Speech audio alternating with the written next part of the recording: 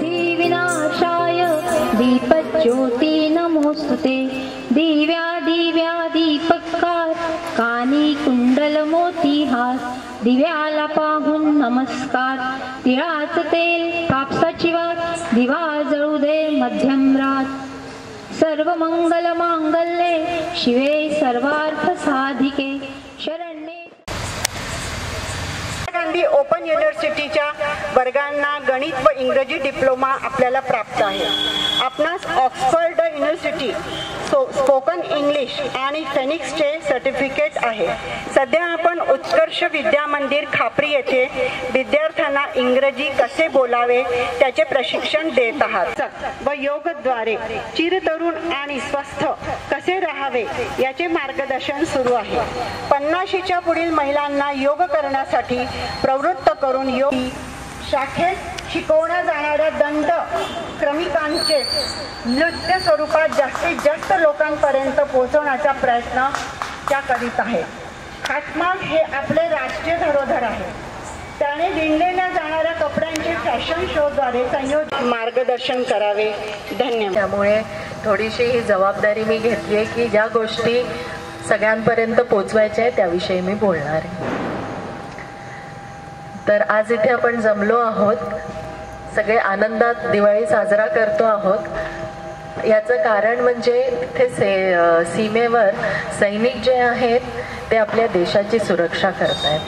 तर अशा सैनिकांना वंदन म्हणून, ग्रॅटिट्यूड म्हणून आजचा हा कार्यक्रम आहे। तर कुठलाही देश, कुठलंही कुटुंब किंवा कुठलंही राष्ट्र ते जर सुदृढ हवं असेल तर आपल्या वेदांमध्ये, पुराणांमध्ये 6 भ याचा स्व असणं म्हणजे त्या 6 भंचा स्वाभिमान असणं हे गरजेचं हे सांगितलं गेलंय। ते 6 भ म्हणजे कोणते तर भाषा, भूषा, भजन, भोजन, भवन आणि भ्रमण। तर सर्वात पहिलं आपण घेऊया भाषा। तर आता जे काय मी बोलणार आहे तर पुष्कळदा त्याचं असेल असं आहे की we have to explore ourselves, है ना। तर भाषेविषयी बोलायचं म्हणजे की जे काय आपण बोलतो त्या शब्दांचा आपल्या मनावर, आपल्या हृदयावर कसा परिणाम होतो याविषयी आपण कधी विचार केलाय का? आता घरात आपण एका भाषेचं गीत म्हटलं, ट्विंकल ट्विंकल लिटिल स्टार किंवा जॅक अँड जिल वेंट अप द हिल, आणि दुसऱ्या भाषेचं गीत म्हटलं खूब लडी मर्दानी वो तो झांसी वाली रानी थी, किंवा गलत मत कदम उठाओ सोच कर चलो विचार कर चलो राह की मुसीबतों को पार कर चलो। आता तुमच्या समोर 2 भाषा आहे, तर ह्या भाषेचा काय परिणाम आणि दुसऱ्या भाषेचा काय परिणाम? तर आपल्या घरांमध्ये पुढच्या पिढीवर स्वचा अभिमान हवा, ही आपला प्रयत्न आहे। तर कुठली भाषा वापरावी, भाषा कुठलीही वाईट नाही, पण आपल्या भाषेत कुठल्या दुसऱ्या भाषेचा विवेकपूर्ण उपयोग हवा। दुसरं झाली भूषा। भूषा म्हणजे आपल्याला आपली जी उदाहरण आपल्या इतिहासांमध्ये पण आहे, त्याचं उदाहरण म्हणजे राणी लक्ष्मीबाई।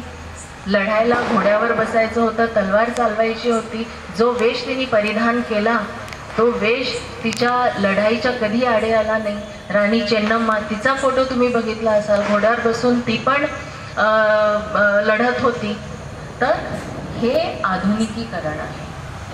पाश्चिमात्य व्हायचंय की आपल्याला आधुनिक व्हायचंय हे आपल्याला ठरवायचंय। हे जे काय आपण इथे ऐकतोय, आपण बोलतोय किंवा जे काय आपण विचार करू ते जर आपल्याला पटत असतील तर ते आपले सण येतात।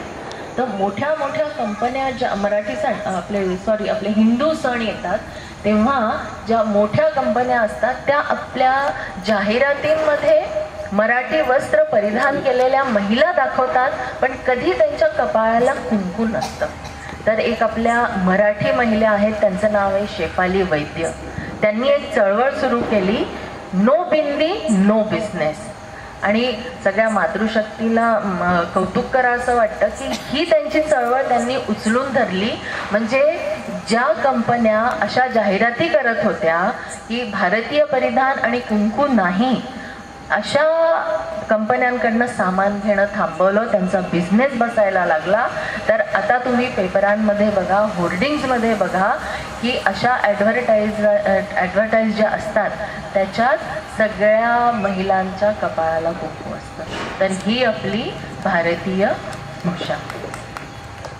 आता भगवान श्रीकृष्णांनी पृथ्वीवर अवतार घेतला. त्यांनी तपश्चर्या केली, देव प्रसन्न झाले. देवांनी विचारलं तुम्हाला काय वरदान देऊ, तर काय मागावं त्यांनी मागितलं मातृहस्तेन भोजनम. आणि हल्ली काय बघायला येत आहे की आई मुलाच्या मागे मागे अरे हे खा रे, अरे ते खा रे, किंवा मुलगा आईला हट्ट करतोय की आई मला हे नको, मला ते बाहेरचंच हवं. तर ह्या सगळ्या गोष्टी हल्ली बघायला मिळत आहेत. दुसरं एक उदाहरण द्यायचं म्हणजे मीराबाई चानू त्या भारोत्तोलक, पहिल्या महिला भारोत्तोलक ज्यांनी ऑलिम्पिकमध्ये भारताला पहिलं पदक मिळवून दिलं. पॅरिस ऑलिम्पिकमध्ये रजत पदक मिळवून दिलं त्यांनी. तर त्यांच्या एका इंटरव्ह्यूत त्यांनी सांगितलं की मी जिथे कुठे जाते माझ्या शेतातला तांदूळ मी घेऊन जाते, कारण माझ्या गुरूंनी सांगितलंय आज जे काही तू आहेस, आज जी काही शक्ती आहे ती हे जे तांदूळ आहे ते तुझ्यासाठी अमृत आहेत. आता ह्या दोन गोष्टी झाल्या ज्या मी कुठेतरी वाचल्या आणि मी तुमच्यापर्यंत पोहोचवते आहे. पण एक अशी गोष्ट आहे जी तुम्ही स्वतः पाहिलेली असेल, तुम्ही दंगल सिनेमा सगळ्यांनी पाहिला असेल. त्याच्यात जेव्हा वडील त्या मुलींना ट्रेन करायला लागतात तेव्हा पहिली गोष्ट ते म्हणतात की बाहर का वो चूरण चपाटा सब बंद, अब जो घर में बनेगा दूध रोटी वही खाना है. म्हणजे त्या घरातल्या दूध रोटीमध्ये किती शक्ती असावी. तर हे आपल्या भोजनाचं महत्त्व आहे. आता भाषा झाली, भूषा झाली, भोजन झालं, आणि आता भ्रमणाकडे वळूया. आता दिवाळीच्या सुट्ट्या आहेत, सगळेजण मेक माय ट्रिप, गो विगो सगळीकडे सर्च करत असतील की आता कुठे जावं, कुठे डिस्काउंट्स आहेत, कुठे चांगलं आपल्याला पॅकेज मिळत आहे. पण भ्रमण जे आहे ते उत्सुकतेने येतं किंवा जिज्ञासेने भ्रमण होतं आणि जिज्ञासेने स्फूर्ती येते. आणि भ्रमण जे आहे ते मेक माय ट्रिप किंवा गो बिबोवरनं नाही येणार, ते तुमच्या वाचनातनं येईल. त्याचं एक उदाहरण देते. कुठेतरी वाचनात आलं की जैसलमेर जवळ पाकिस्तान बॉर्डरला एक देवीचं मंदिर आहे. त्या देवीचं तन्नोट माता मंदिर आहे. तर 71च्या युद्धामध्ये जेव्हा पाकिस्तानाने गोळीबार केला तेव्हा त्या मंदिराच्या आवारात पडलेले सगळे जे बॉम्ब पडले असतील किंवा जे काय दारुगोळा पडला असेल त्याचा स्फोट झाला नाही. तर अजूनही त्या मंदिरामध्ये ते सगळं तसं ठेवलेलं आहे. हे तुम्हाला मेक माय ट्रिप किंवा गो बिबोवर ह्या गोष्टी मिळणार नाही. ह्या माझ्या तुमच्याकडून ऐकूनच आपल्याला उत्सुकता वाढणार आणि अशा ठिकाणी गेल्यावर स्फूर्ती येते की काय त्या जागेची महिमा असेल. दुसरं एक उदाहरण द्यायचं म्हणजे की पंजाबमध्ये सीमेवरची पंजाबमधली जी गावं आहेत त्या गावांमध्ये प्रत्येक घराच्या बाहेर एक कोनाडा आहे. तर त्या कोनाड्यामध्ये घरातली मातृशक्ती रोज लस्सीचा ग्लास आणि पोळी ठेवते. ह्याचं कारण काय की सैन्याचं येणं जाणं असतं. तर त्या मातृशक्तीचं म्हणणं असं की अरे तो सैनिक जो सीमेवर जातोय, माझ्या देशाचं रक्षण करतोय, तो उपाशी नको. तर केवढी मोठी देशभक्ती त्या सीमेवरच्या त्या गावातल्या त्या महिलांकडनं होते. तिथे गेल्यावर आपल्याला स्फूर्ती येते की अरे ते एवढं करतायत तर आपण काय करू शकतो. तर भ्रमणासाठी अशा जागा आपण निवडा की जिथे गेल्यावर शौर्याच्या गाथा, साहसाच्या गाथा अशा तिथे रेंगाळत असते. रायगडावर कोणी गेलाय का? रायगडावर गेल्यावर जी गर्वाची अनुभूती होते ती मला असं वाटतं की ती बाकी कुठेच होत नाही. तर अशा ठिकाणी सगळ्या परिवारासहित आपल्या मुलांना घेऊन सहलीला नाही भ्रमणाला जाणं हे गरजेचं आहे. आता आपण भाषेविषयी बोललो, भूषेविषयी बोललो, ती पण तसंही बघतो. तर असं भवन आहे का की जिथे सगळा परिवार एकत्र येतोय आणि कुठला आघात झाला तर सगळा परिवार एकत्र येऊन तो परत करतोय किंवा त्याच्याविषयी चर्चा होतीये. तर त्याच्यासाठी भजन हे खूप सुंदर माध्यम आहे. एकत्र येणं, भजनाच्या माध्यमातून एकत्र येणं, संवाद करणं. सध्या संवाद तुटत चालले आहेत. तर भवन असं हवं जिथे संवाद हवे, जिथे भजन हवं, जिथे पूर्वजांच्या आपल्या जे पूर्वज आहेत त्यांनी कुठलं मोठं समाजकार्य केलं असेल, कुठलं मोठं देशकार्य केलं असेल ते आपल्या ह्या पिढीला सांगणं, जेणेकरून त्याला आपल्या कुलाविषयी आदर वाटेल, कुलाविषयी गर्व वाटेल. अशा गोष्टी त्या घरांमध्ये व्हायला हव्यात. महापुरुषांचे फोटो हवेत आणि अशा घरांमध्ये जे पारंपरिक खेळ आहेत, जे मुलांमध्ये साहस, शौर्य, धैर्य ह्या गोष्टी इनकल्केट करतात, अशा काही खेळांना आपल्या त्या घरामध्ये एनकरेज केलं जातं की नाही. तर भवन कसं असावं, तर भवन ह्या सगळ्या गोष्टींनी परिपूर्ण असावं. तर आपण भाषा झाली, भूषा झाली, भजन आलं त्याच्यात, भोजन आणि भ्रमण, ह्या 6 गोष्टींमध्ये जेव्हा स्वचा भाव जागृत होईल तेव्हा आपल्या वेदांनी म्हटल्याप्रमाणे, आपल्या पुराणांमध्ये सांगितल्याप्रमाणे तो देश, तो कुटुंब आणि ते राष्ट्र सुदृढ होईल. सर्वात श्रेष्ठ धनुर्धर अर्जुन यांच्यामधला तो संवाद आहे. म्हणजे अर्जुन ज्यांनी त्याच्या समोर असलेली कौरव सेनेला एकट्याने 3 पराभव केला, अशा त्या दोघांमधला संवाद आहे. त्याच्यात किती स्ट्रेंथ आहे, तो संवादच किती शक्तिशाली आहे. तो काही 60 उलटल्यानंतर जेव्हा तुम्हाला काम नाहीये काही तेव्हा तुम्ही वाचा असं सांगितलं जातं. आणि जेव्हा कृष्ण गीता सांगत होते अर्जुनाला, तेव्हा त्यांनी अर्जुनाला वेगवेगळ्या 27 नावांनी त्याला ॲड्रेस केलं. तर त्यातलं एक नाव म्हणजे गुडाकेश. गुडाकेश म्हणजे काय की ज्यांनी आपल्या झोपेवर विजय मिळवलाय किंवा त्याला आवश्यक तेव्हा तो झोप घेतो. तर आजच्या परिप्रेक्ष्यामध्ये, आजच्या या वातावरणात असं कोण दिसतं आपल्याला, तर जेव्हा थोडंसं बघितलं गेलं, जेव्हा थोडंसं हे झालं तर लक्षात आलं की कॉलेजमधली जी मुलं आहेत ती रात्र जागून त्यांचे असाइनमेंट पूर्ण करतात आणि दुसऱ्या दिवशी असाइनमेंट सबमिशन असतं, मग लागलीच त्यांची परीक्षा असते. त्याच्यानंतर मेडिकलचे स्टुडंट्स असतात, 24 तास त्यांच्या ड्युट्या असतात, झोपेवर विजय असतो त्यांचा. तर अशा मुलांना लहानपणापासनं गीता सांगणं, अशा मुलांना गीता सांगणं हे पटत असेल तर नक्की आणखीन तुमच्या आजूबाजूच्या मित्रमंडळांपर्यंत हे पोचवा.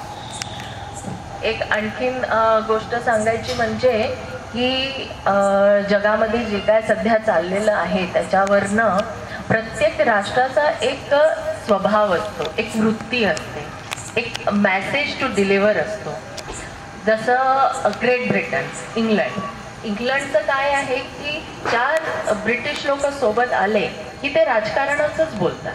ब्रिटिशांनी काय केलं, जेव्हा ग्रेट ब्रिटन बलशाली झाला, शक्तिशाली झाला, त्यांनी ईस्ट इंडिया कंपनीची स्थापना केली आणि पूर्ण जगावर आधिपत्य स्थापित केलं.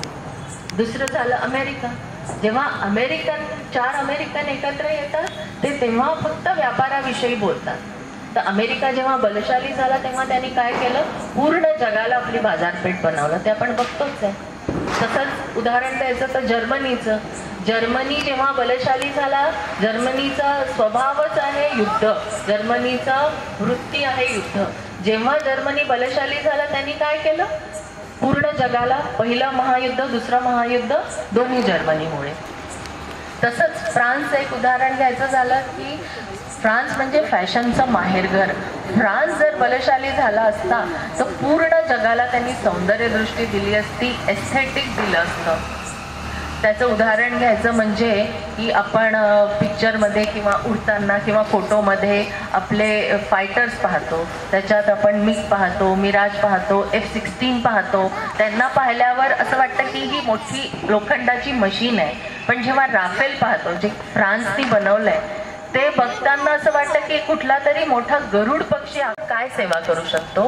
तर घराघरांमध्ये स्वचा भाव, आपला भारतीय असल्याचा अभिमान, आपल्या भाषेचा, आपल्या वेशभूषेचा, आपल्या जेवणाचा, आपल्या ज्या जागा आहेत. भारतात 29 स्टेट्स आहेत. 29 स्टेट्स मधल्या किती स्टेट्स आपण फिरलो आहोत, पण मी 5 देश फिरून आलो हे फार आपण अभिमानाने सांगतो. तर तो पण देश, पण बाकीचे देश पण फिरा, पण भारतातल्या 29 स्टेट्स पैकी आपण किती फिरले आहोत, हा स्वचा अभिमान जागृत व्हावा. भाषेचा, भूषेचा, भ्रमणाचा, भजन घरी व्हावं, घरोघरी व्हावं, आठवड्यातनं एकदा व्हावं, हे सगळं आपल्याला पुढच्या पिढीपर्यंत पोचवायचं आहे. तर एवढं बोलून मी माझ्या 2 शब्दांना विराम देते.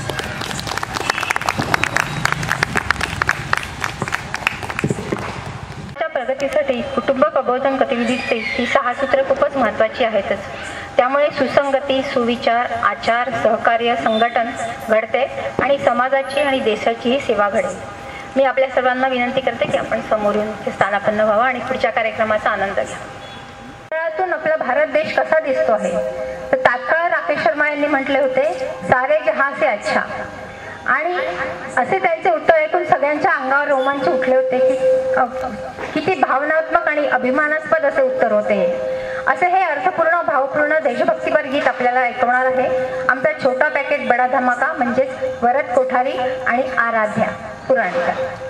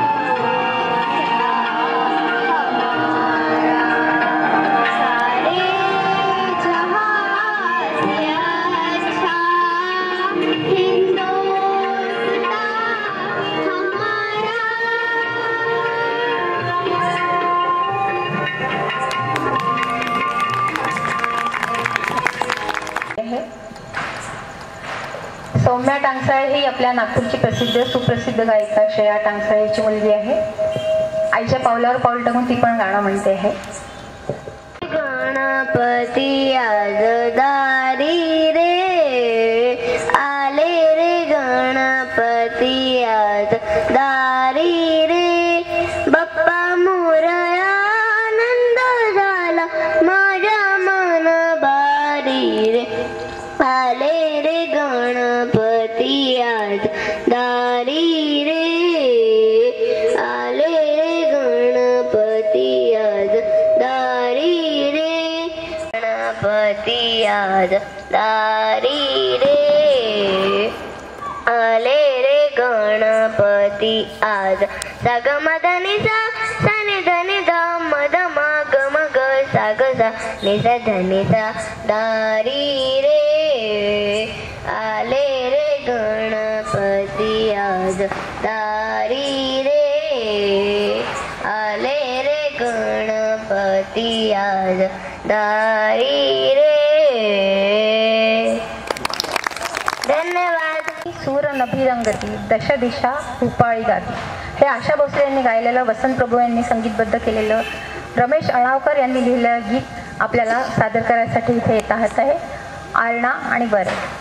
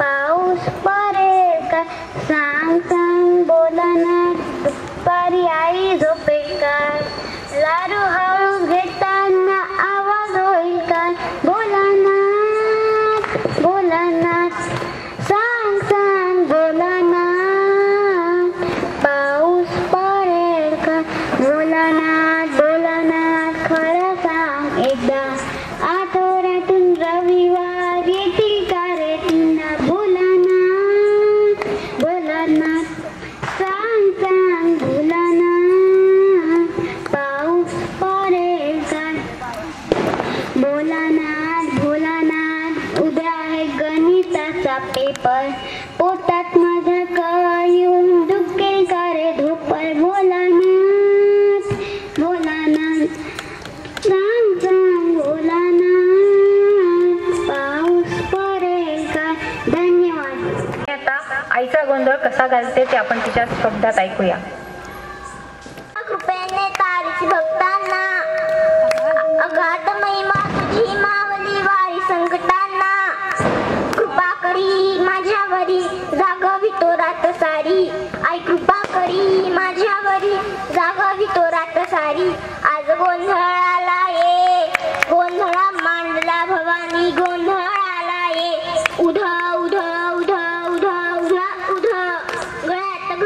कवड्यांची माळ पायात बांधली चाळ गळ्यात घालून कवड्यांची माळ पायात बांधली चाळ हातात परडी तुला ग आवडी वाजवी तो संबळ हातात परडी तुला ग आवडी वाजवी तो संबळ धगधगे गोंधळा मांडला भवानी गोंधळाला ये उधा उधा उधा उधा उधा उधा उधा.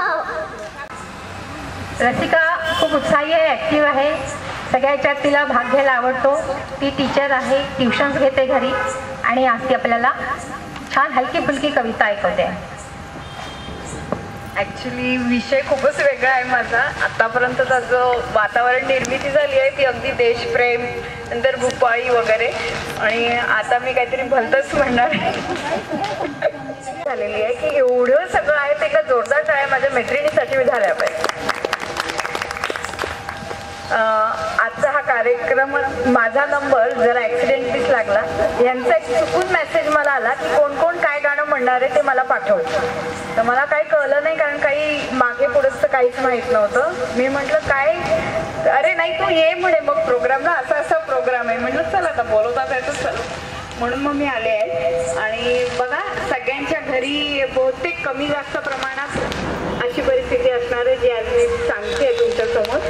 आणि विशेष म्हणजे ही जी कविता आहे ही एका माणसांनी लिहिलेली आहे, म्हणजे जेंट्सनी लिहिलेली आहे, ती पण बायकोबद्दल. आणि अतिशय म्हणजे मला खूप आवडली आहे, तुम्हाला पण आवडेल नक्कीच. बायको म्हणजे बायको असते, कधी मंद दिव्याची वात तर कधी पेटलेली मशाल असते. ती जेव्हा घरात असते तेव्हा तिचं आणि माझं थोडंही पटत नाही. ती जेव्हा घरात असते तिचं आणि माझं थोडंही पटत नाही. पण जेव्हा ती घरात नसते मला थोडं सुद्धा करमत नाही, कारण बायको म्हणजे बायको असते. पाणी धोबी दूधवाला पेपरवाला, पाणी धोबी दूधवाला पेपरवाला, नाठा शेजाऱ्याला तीच व्यवस्थित हाताळू शकते. पेपरवाला दूधवाला नाठा शेजाऱ्याला तीच व्यवस्थित हाताळू शकते, कारण बायको म्हणजे बायको असते. घरात कुणाची वस्तू कुठे आहे, कुणाचा आज वाढदिवस तर कुणाच्या लग्नाचा वाढदिवस आहे. आज कोणाचा वाढदिवस तर कोणाच्या लग्नाचा वाढदिवस आहे, ही सारी नोंद तिच्या मेंदूत पक्की असते. कारण बायको म्हणजे बायको असते. आला गेला पै पाहुणा साऱ्यांचं ती मनापासून करते. आला गेला पै पाहुणा सगळ्यांचं ती मनापासून करते. कोण आचरट कोण बावळट कोण हावरट, कोण आचरट कोण बावळट कोण हावरट तर कोण भला, याची साऱ्यांची ओळख ती मला नव्याने करून देत असते. या सगळ्यांची नवी ओळख ती मला करून देत असते, कारण बायको म्हणजे बायको असते. मुलांचा अभ्यास, ऑफिसचे टायमिंग्स, पॅरेंट्स मीटिंग साऱ्या ती अटेंड करत असते. मुलांचा अभ्यास, ऑफिसचे टायमिंग, मीटिंग सगळ्यात तीच अटेंड करत असते. स्वतःचेही ऑफिस, आजकाल हे ऍड झालंय, स्वतःचेही ऑफिस, घरातली कामे, अशा अनेक आघाड्या ती एकटीनेच लढत असते. कारण बायको म्हणजे बायको असते. सासू सासरे आई वडील बहिणी नंदा सर्वांबरोबर समानतेने ती वागत असते. सासू सासरे आई वडील बहिणी नंदा सगळ्यांसोबत ती समानतेने वागत असते. सर्वांशी गोड बोलून चांगला मी असतो, पण नको तिथे नको तेवढं खरं बोलून वाईटपणा ती घेत असते. कारण बायको म्हणजे बायको असते. हे बरेचशा लोकांची मिळतं जुळतच असावं. गाडी मी चालवत असतो, बाजूला ती असते. घ्या डावीकडे घ्या उजवीकडे सतत ती मला सांगत असते. गाडी मी चालवत असतो, शेजारी ती असते, घ्या डावीकडे घ्या उजवीकडे तीच मला सांगत असते. याच्याशी बहुतेक कोरिलेट व्हील आहे. अहो सांभाळा म्हैस आलीये, त्या बाईकडे काय बघताय? अहो सांभाळा म्हैस आलीये, त्या बाईकडे काय बघताय? टाका गेअर आणि व्हा पुढे, तीच मला सांगत असते. टाका गेअर आणि व्हा पुढे, तीच मला सांगत असते. कारण बायको म्हणजे बायको असते. घराच्या दारावर नेमप्लेट माझी असते. घराच्या दारावर नेमप्लेट माझी असते. पण घराच्या आत निर्बंध तिचीच सत्ता असते. घराच्या दारावर नेमप्लेट माझी असते, पण घराच्या आत निर्बंध तिचीच सत्ता असते. तिच्याच इशाऱ्यावर सारे घर नाचत असते. कारण बायको म्हणजे बायको असते. हा पण प्रसंग आणि बहुतेक सगळ्यांनी ऐकलंच असावं.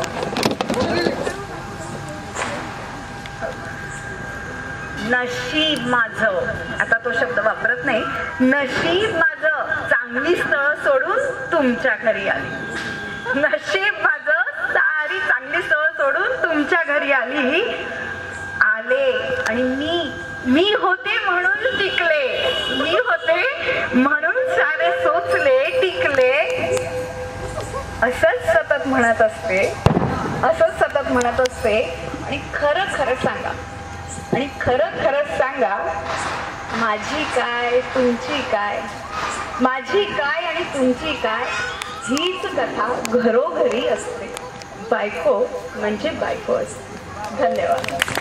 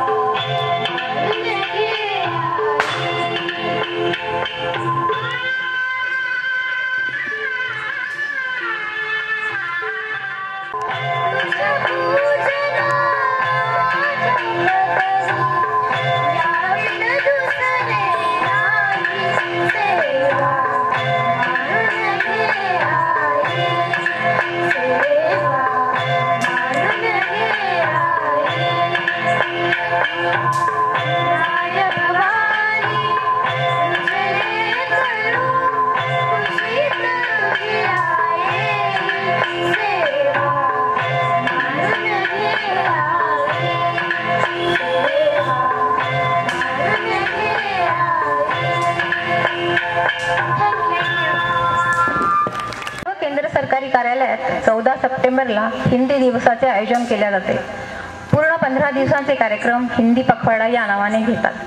यात स्वरचित काव्यपाठ ही पण एक स्पर्धा असते। अशीच एक प्रथम पुरस्कार प्राप्त कविता मेरी बोली मेरी हिंदी आपल्या पुढे सादर करतात आहे DS गायकवाड आहे। लवकर फास्ट वाचतो कारण बरेच कार्यक्रम आहेत अजून। हिंदवी साम्राज्य मैं आर्यों की सुपुत्री हूँ मैं। उत्तर में हिमालय में बसती, दक्षिण में नर्मदा घाटी, पूर्व के भागलपुर से पश्चिम के जैसलमेर तक फैली।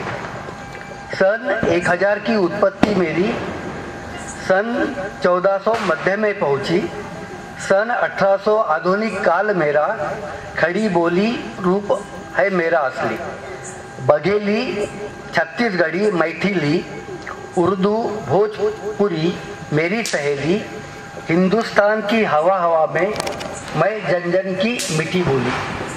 तरह तरह के रूप है मेरे, तरह तरह की मेरी बोली। वृंदावन की पवित्र तुलसी मैं, हिंदुस्तान के माथे की बिंदी। रामचरित मानस की अवधि हूँ मैं, कृष्ण काव्य की ब्रजभाषा। संत कबीर के दोहे हूँ मैं, हिंदुस्तान की राष्ट्रभाषा। मुगलों ने जानी मेरी प्रतिभा, अकबर ने किया काव्य गान। स्वतंत्रता की बलि वेदी पर गूंजे मेरे गीत महान। मैं हूँ इस देश की विनम्र एवं स्वाभाविक वाणी। वीर रस में जब मैं गाती, याद आती दुश्मनों को नानी। दास्यता की काल कोठड़ी में आज़ादी के देखे सपने। स्वतंत्र भारत के उदय गीत गाते, लुटा दिए अलंकार अपने। भाषाई अस्मिता गर्व है मेरा, श्रृंगार रस मेरा खजाना। रंभा उर्वशी को लाज आवे, ऐसा है सौंदर्य मेरा। धन्यवाद। मातृभाषा मराठी आणि आपण मराठीला मातृभाषा म्हणतो, माय मराठी म्हणतो आणि हिंदीला आपली मावशी म्हणतो। अशा या मावशीबद्दल आपण सगळी कविता आत्ताच ऐकली। यानंतर समर्थ सद्गुरू श्री गजानन महाराज, आपल्या सर्वांचे आराध्यस्थान श्री गजानन महाराज यांचे आमच्या गीत गजानन या संचातील एक गीत आपल्याला आता उज्ज्वला कुलकर्णी सादर करून असतो। त्याच्यातलंच एक मी छोटंसं गीत तुम्हाला तुमच्या समोर सादर करते। स्वप्नात सांगण्या पुंडलिकाच्या आला, तो संत गजानन मंत्र देऊनी गेला। तो संत गजानन मंत्र देऊनी गेला। मज प्रिय पादुका तुम्हीच द्या हो सदया। ही कशी लागली ओढ तयाची हृदया। घेऊन पादुका जाम सिंग तो आला। तो संत गजानन मंत्र देऊनी गेला। तू कांदा भाकर गोड केली से त्याची, पक्वान सारिले तू तर भाव भुकेला।